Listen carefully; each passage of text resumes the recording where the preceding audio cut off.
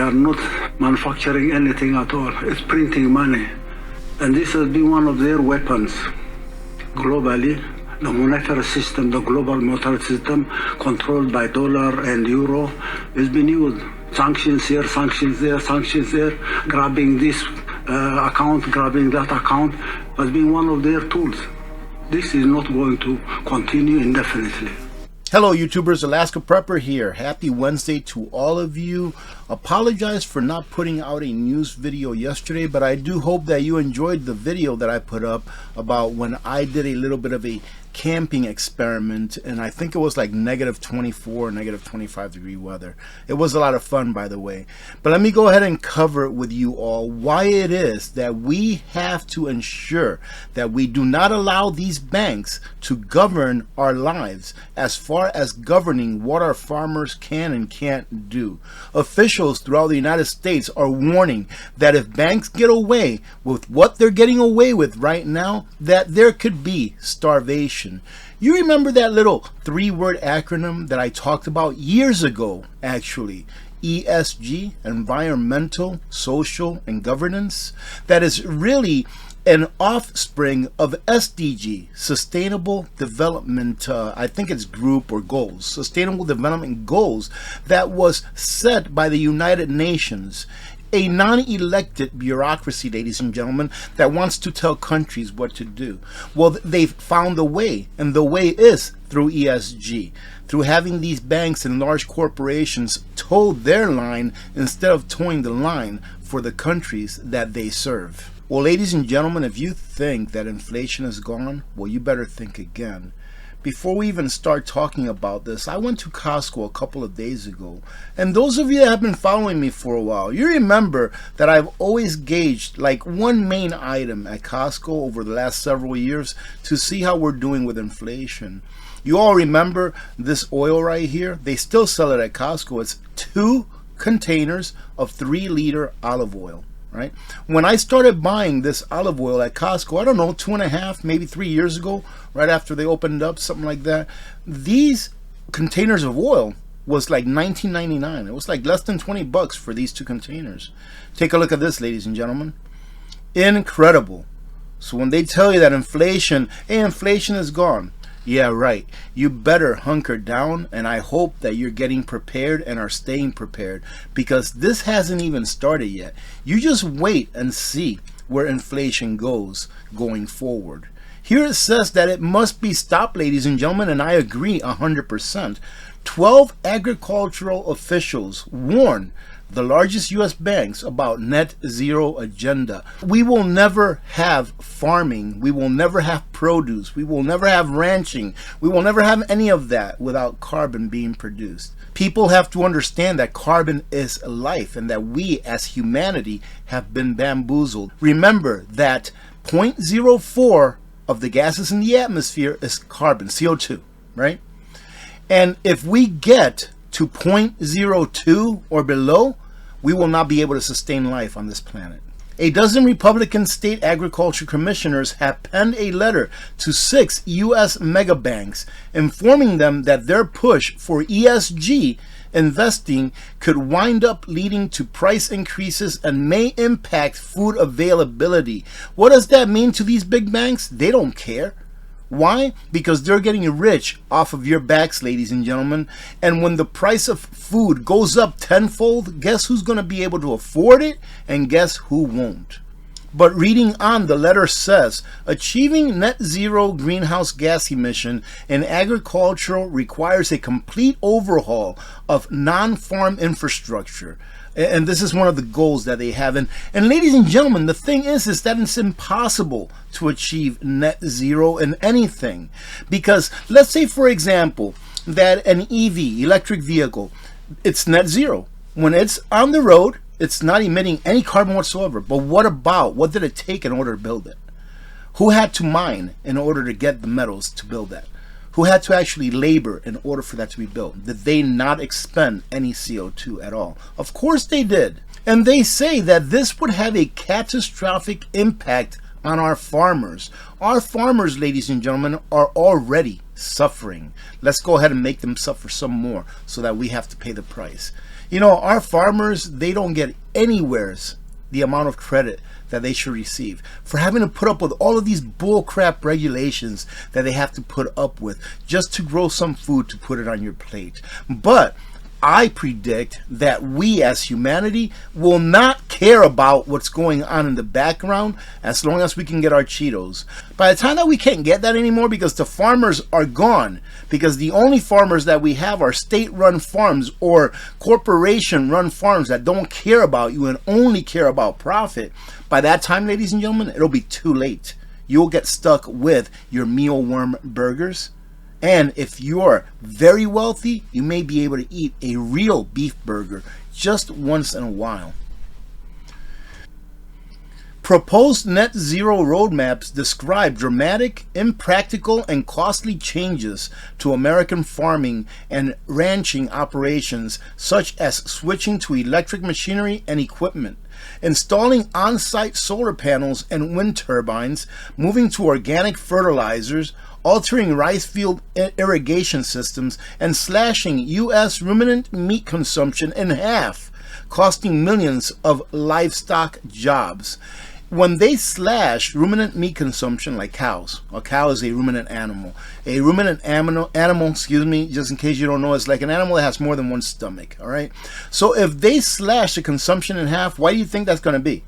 Is it going to be because there's going to be half of what there actually is? No, it's going to be because people can't afford to buy the meat. Therefore, it won't be in that high of a demand. So it will be slashed in half. That's why, ladies and gentlemen, how many people do you know personally right now that are suffering? And they say that to make matters worse, these changes will increase food costs and decrease food production at a time when global food demand is expected to rise dramatically. And that's what I was talking about. You just wait and see how the price of food continues to go up going forward. It's not over, ladies and gentlemen. Remember that picture that I just showed you of that oil? It's gone up. What is it, 200% on top of what it used to cost. It used to cost 20 bucks, now it costs $60 for the exact same thing. This is compounded by the fact that the average American has been struggling to keep up with food inflation during the tenure of the Biden administration. The truth is the truth. The reality could be much worse. These effects will hit the poor the hardest. Inflation always hits the poor the hardest. But keep asking for stimulus. Keep asking for your student loans to be paid off. Listen to this just to give you an insight as to what kind of trouble we are in. They are not manufacturing anything at all. It's printing money. And this has been one of their weapons globally. The monetary system, the global monetary system, controlled by dollar and euro, has been used. Sanctions here, sanctions there, sanctions there, grabbing this account, grabbing that account, has been one of their tools. This is not going to continue indefinitely. And we need a new financial architecture globally. Not controlled by euro, not controlled by the dollar, not controlled by other currencies. The gig is up, ladies and gentlemen. The world knows. All these African nations that have been suffering for years because of this fiat currency, the Federal Reserve note, that's not even controlled by our government, i.e. our elected officials, but controlled by a private, non-elected bank, which is not federal and has zero reserves, but calls itself a bank and gives itself the authority to price what our money is worth. And they say that the net zero emissions could permanently damage American agriculture and endanger our country's food security. Permanently damage our agriculture. Do you think they care? No, they do not. Get prepared, ladies and gentlemen, because this is coming to a city near you. It's going to take a revolution. Or maybe a civil war. Maybe people are right. Maybe we are entering into a civil war. I've been seeing videos like that all over the place pop up. Maybe that's what it will take. But I guarantee you one thing, that the banks are not on our side.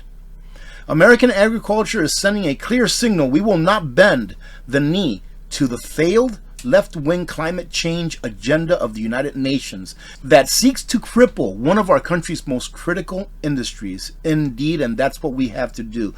We have to do what Texas is doing, saying, no, we won't comply. Well, AP, you keep talking about all this stuff, but what can we do? What can the average person do against these big banks and stuff? Ladies and gentlemen, prepare. Get prepared. I know that not everyone can purchase 100% American-made things. I know that for a fact. All right? I can't. There's a lot of things that I cannot get here in Alaska that I have to order from outside of Alaska that come in, and this is not American-made, but try to get as much American-made as you can. Right? Try to deal with local farmers. I'm very lucky that we actually have a local rancher here where I can go to their little shop and get meat from them, grown here locally, non-GMO, none of that bad stuff, right? We actually have some very lucky. Try to find the ones near you. Because in the end, when all of these major systems fail, because they will fail if we keep going down the road that we're going, we will still have our local farmers, ranchers. You will still have your local person that fixes shoes. What are they called? Cobblers? You know what I mean? Try to make those relationships now with people in your local area. Find yourself a good mechanic that's local, that you know will take a couple ounces of silver to fix this or fix that in the future should you need it. And to finish this one off, by forcing ESG, the cost of doing business for small family farmers and independent ranchers is going to be astronomical, meaning what?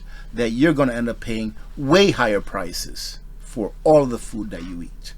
I pray to the good Lord that if we do end up going to some kind of a conflict, right, a large conflict military-wise, that the person who's in office now is not in office, because I believe that he would make us lose on purpose, or the people that are controlling him.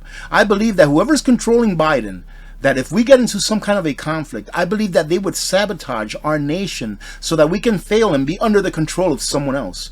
We need someone here who's a builder, who's a fixer, that can help us fix the things that are wrong, and that can bring us back to our roots of manufacturing and building, instead of printing paper out of thin air and sending it to other countries for their goods. Obviously, if you saw the little clip of the video that I just put up not too long ago, you'll see that they've already caught on to this. That all they can do is print paper, says that gentleman from Africa, whatever country in Africa it was. And I have to say, ladies and gentlemen, I don't get political, but the truth is the truth. 4 years ago, the CIA chief would not be saying that the U.S. is no longer a dominant power. Right, ladies and gentlemen, 4 years ago, under the Orange Man Bad, the United States was a dominant power in the world. It was respected by world leaders. I don't agree with everything that the Orange Man Bad did. I don't agree with him asking for negative interest rates. I don't agree with some of the laws that he re-signed, you know, like civil asset forfeiture. I don't believe with the red flag law that he signed into law. But the fact of the matter is that we were much better off, and we were respected. And we were on our way to bringing back our manufacturing, which is something that we will critically need once the Federal Reserve note is no more. Because if you have a dollar, a Federal Reserve note is what it is, if you have one that's not backed by gold, that's not backed by oil, that's not backed by a military, because our military is so weak now, then what do you have? We have to be able to back it up by something. And what is that? It's what the Orange Man Bad was doing, bringing back manufacturing to this nation. But the only thing that this administration is bringing to this nation en masse is illegal immigrants. But I digress. In a surprising turn of events, the CIA chief, William Burns, published an op-ed in Foreign Affairs magazine about the world no longer being afraid of the U.S. empire. And when I read this, I'm like, the world shouldn't be afraid of the U.S. empire. Ladies and gentlemen, it shouldn't be. Unfortunately, those that we elected, kind of like, or maybe selected into power over the last several decades, have taken advantage of the system by which we have here monetarily. They've taken advantage of us having the world reserve currency, and this in turn is what we're getting now, is that people are no longer trusting our currency because we use it as a weapon, and that's just what it is. He stated that the United States no longer enjoys uncontested primacy, making it clear that the country is no longer the dominant power in the world, not just militarily and economically, but also as a naval power. And that is a very sad state of events, ladies and gentlemen, that in just the last 3 or 4 years, we've gone from being very respected around the world to not being respected. And in the interest of time, ladies and gentlemen, I'm going to go ahead and do a speed round for the rest of these articles. Texas National Guard is ordered to hold the line against federal agents. And that, ladies and gentlemen, is what our states' governors need to do, to say no. Whenever the federal government comes up with some crazy stuff, just say no. Say, no, we're not going to do it. What's the federal government going to do? They're going to come and take over all the states? Now listen to this. More than 12 million Americans are spending at least half of their entire paycheck on rent. An estimated 12.1 million Americans are spending more than half of their income on rent and utilities. And guess what, ladies and gentlemen? It's going to get even more expensive. Guess why? Because we've had about 6 to 8 million people come into the country unlawfully, all right, in the last couple of years. Where are they going to live? Well, ask somebody in New York City, see if they can explain to you where all of these people are going to live. Because in New York City, they've had about an influx of about 170,000 or so. You have people sleeping in police stations, sleeping outside in sidewalks, kicking kids out of their schools so that they can house people that came into the country unlawfully, etc., etc. So what do you think is going to happen to the price of housing? The more people, the more need, obviously the price is going to go up. And after all of this, ladies and gentlemen, we still have more warnings about inflation. More Americans cite hardship from inflation. It is going to be that little sore spot that never goes away. Even if the orange man bag gets back into office, we're still going to have problems with inflation, ladies and gentlemen. This is not going away anytime soon. Prices have risen. Now listen to this lie, okay? Prices have risen about 18% since President Joe Biden took office. Ladies and gentlemen, in all honesty, leave it down in the comments. Have prices for groceries since President Joe Biden took office back in 2021, have prices only gone up for you personally, all right? Only 18%? Leave it in the comments. Having said that, thank you very much for joining in. I really do appreciate you all stopping by, ladies and gentlemen. We had a tragedy occur in our family here a couple of days ago.